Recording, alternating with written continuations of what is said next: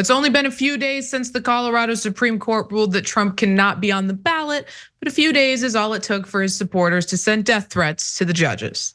Now, among the violent messages have been, as I mentioned, death threats, sharing of personal details and addresses, and many of the comments were posted in response to Trump's responses to the ruling on his Truth Social platform. So here's a few little taste of some of these messages. This one says, what do you call 7 justices from the Colorado Supreme Court at the bottom of the ocean? A good start. This is out in the open on his social media site. Now here's another one.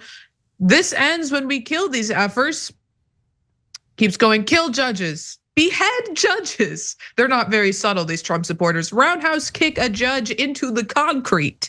Read a post on a fringe website. Slam dunk a judge's baby into the trash can, pro-life, by the way. And this from NBC News. Posts whose images and links were included in the report noted a variety of methods that could be used to kill those perceived as Trump's enemies. Hollow point bullets, rifles, rope, bombs.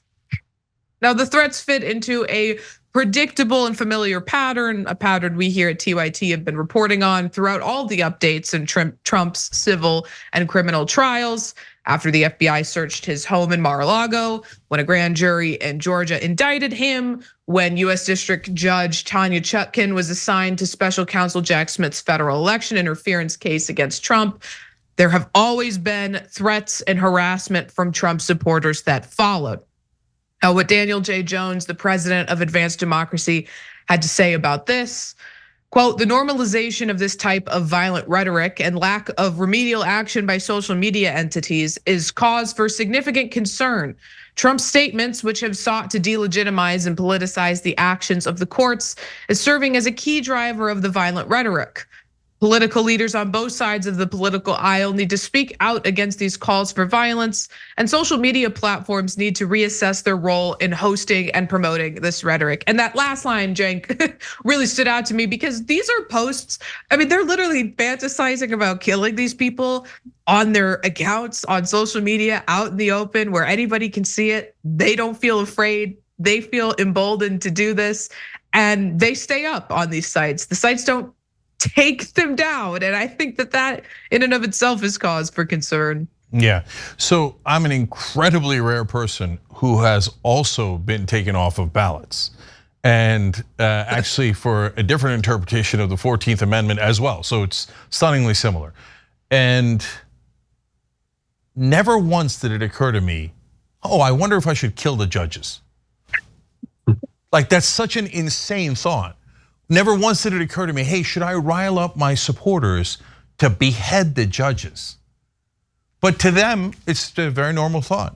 Like, guys, these insane right-wingers who are talking about killing anyone that does anything regarding Donald Trump, you don't realize it, but you became ISIS. You became the Taliban and Al-Qaeda. That's what they do. If people don't like, if they criticize their leader, they say, oh, we're gonna behead you.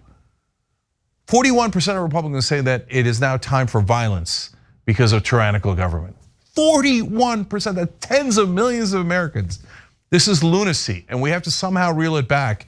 And unfortunately, the guy in charge of the Republicans that they're trying to serve by threatening these kind of death and destruction, he's only egging it on more. Brian. Yeah, I mean, these are all the metrics of what's at stake here. I mean, this kind of rhetoric that feels like it's the run up to the Civil War, this is the lunacy that gives a John Wilkes Booth the sort of courage to kill a president or kill any officer of the government, or it's just this kind of virulent, kind of violent, predisposition that's becoming mainstream and becoming every day. And you're right, it's a form of extremism, and we rarely see it in America. But there has been one time during the Civil War where it was, that kind of rhetoric was like an everyday thing. And there's a lot at stake for sure. Yeah. All right, Republicans, get back to sanity. Stop threatening to murder people. It's not that complicated. Thanks for watching the video, guys. We also love it if you hit the join button below, because that makes you a member, and members allow us to be independent, honest. We can be as progressive as we want, no corporate media influence, and that's all because of you guys. We love doing the show with our members. Hit the join button, become one of the Young Turks.